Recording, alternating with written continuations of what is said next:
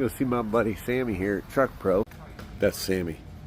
Old man Corey. Old man. It's old man Corey. He's like, well, he still drives, barely. Barely. You can outrun his ass, can't you? Hello. We're gonna slap on some new brakes and drums. Some buffing wheels. Looking for puppies. You see puppies?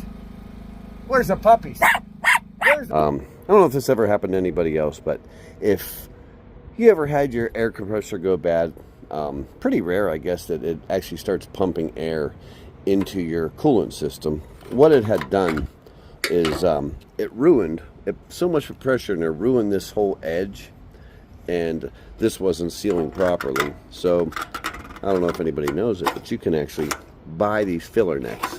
That's brand new, and you just basically solder them on, braze them on, or whatever. If you're going to put on new brakes and new drums and you got a wheel off, you might as well just polish it, right? Something simple to fix. A lot of these power cords this time of year do a lot of hard turning, ice and stuff. They freeze, they get destroyed. Anyway, instead of buying a new power cord, I'm seeing a lot of people buying power cords. That rarely goes bad. It's usually the ends. Super simple fix. They sell these in almost every truck stop. It's really easy to fix. It actually marks on here the wires and the Keller that they go to. So, and it's actually printed on the end of your plug as well. So, super simple to fix. There's a screw in here. I don't know if you can see in there, but you just take this screw out right here, and don't want to lose the pieces. There's a little keyway in there. This thing, you pull that out. That pushes it against this wire, is all that does. Then there is a little tiny screw right here. You got to remove that little tiny screw. You may need a small screwdriver. Let's get a small screwdriver.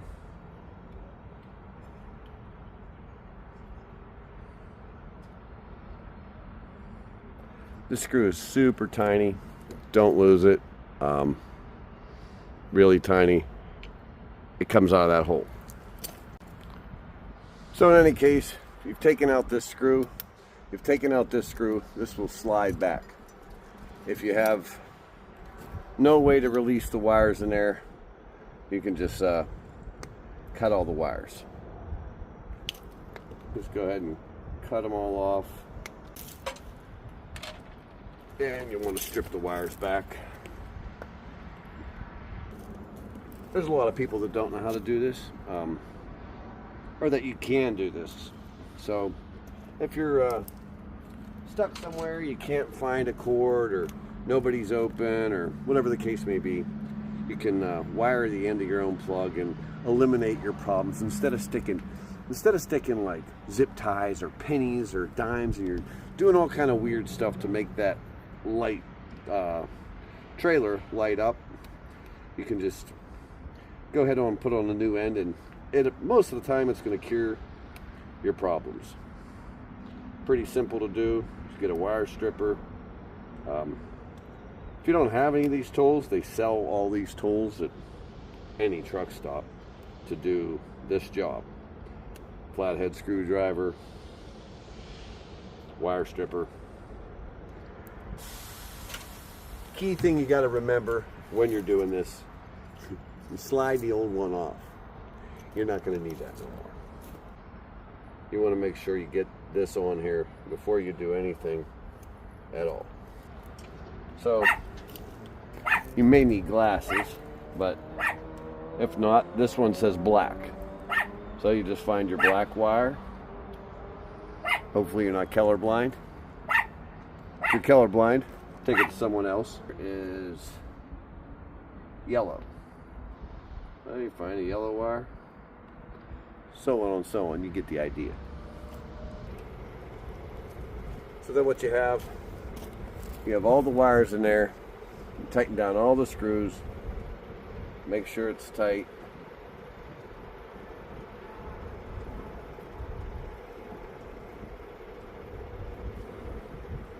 Then you want to slide this back up here. There's a keyway that it'll fit. It'll only go in there one way. You find this hole. You grab this little tiny set screw. Then you get this, you put this in so it pushes down on that wire. Take that. You want to turn down on this pretty tight. That way when you pull the cord or when you're turning hard and the cord gets stretched, it pulls here and not out of here.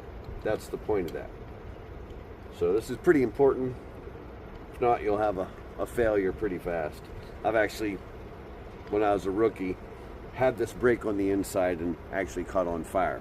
Going down the road, I was coming out of Colorado, heading up towards, what's that, on 76, and puffs of smoke were coming out of the back of my truck, and this wire had caught on fire.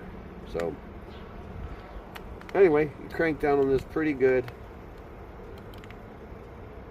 and this should eliminate a lot of your problems. You can put dielectric grease in here. They make a grease for electrical connections. But anyway, hope this helps out.